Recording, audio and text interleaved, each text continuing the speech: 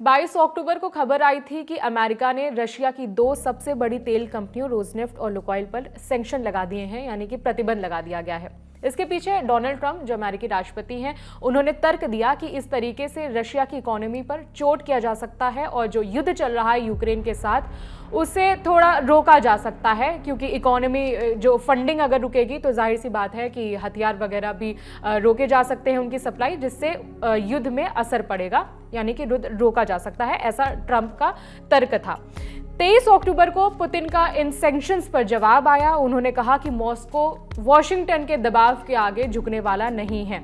उन्होंने इस एक्शन को, जो सैंक्शन लगाए गए, उस एक्शन को अनफ्रेंडली एक्ट बताया और बाद में बोले कि ये निश्चित रूप से रूस पर दबाव बनाने के लिए एक्शन लिया गया है, लेकिन कोई भी स्वाभिमानी देश या कोई भी स्वाभिमानी व्यक्ति दबाव में आकर कोई भी फैसला नहीं लेता।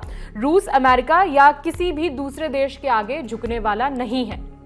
साफ साफ उन्होंने पुतिन ने बोला कि रशिया की इकोनॉमी पर इन सैंक्शंस का कोई फर्क नहीं पड़ने वाला और हम झुकने वाले नहीं हैं किसी भी देश के आगे।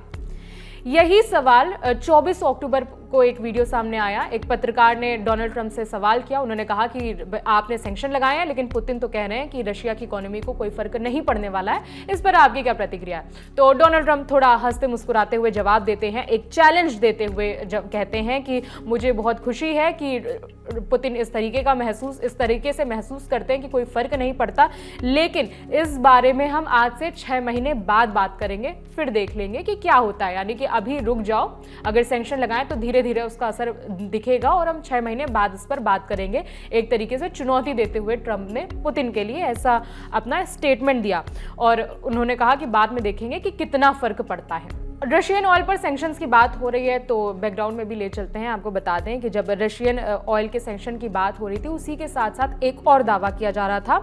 डोनाल्ड ट्रंप ने दावा किया था कि भारत रशिया के साथ अपने व्यापार को बहुत कम कर रहा है, एकदम से इसे नहीं रोकेगा, लेकिन धीरे धीरे साल के अंत तक लगभग ना के बराबर अपना जो व्यापार है रशिया के साथ उसे खत्म करेगा, 40% तक खत्म कर सकता है, ऐसा डोनाल्ड ट्रंप का दावा था। लेकिन विदेश मंत्रालय की तरफ से कोई इस पर प्रतिक्रिया नहीं आई है। ये केवल ट्रंप का दावा है कि भारत रशिया के साथ अपना व्यापार कम कर रहा है और साल के अंत तक ये लगभग ना के बराबर चला जाएगा।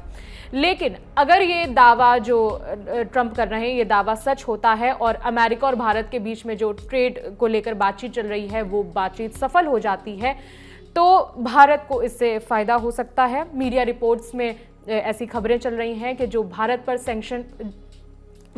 कि भारत पर जो टैरिफ लगाए हैं अमेरिका ने 50% तक, वो कम हो सकते हैं, 15 से 16% तक वो कम हो सकते हैं अगर ट्रंप के ये दावे सही हैं तो।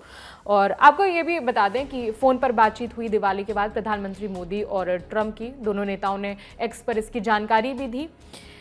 खबरें थी कि 26 से 28 अक्टूबर के बीच प्रधानमंत्री मोदी और ट्रंप की मुलाकात हो सकती है। ये कुआलालंपुर में ये मुलाकात हो सकती थी, 47th एशियन समिट चल रहा है, लेकिन बाद में जानकारी दी गई कि प्रधानमंत्री मोदी दिवाली की वजह से वर्चुअली अटेंड करेंगे, ऑनलाइन अटेंड करेंगे, खुद कुआलालंपुर नहीं जाएंगे, जिसकी वजह से अब प्रधानमंत्री मोदी और पुतिन की जो मुलाकात होने वाली थी वो नहीं होगी।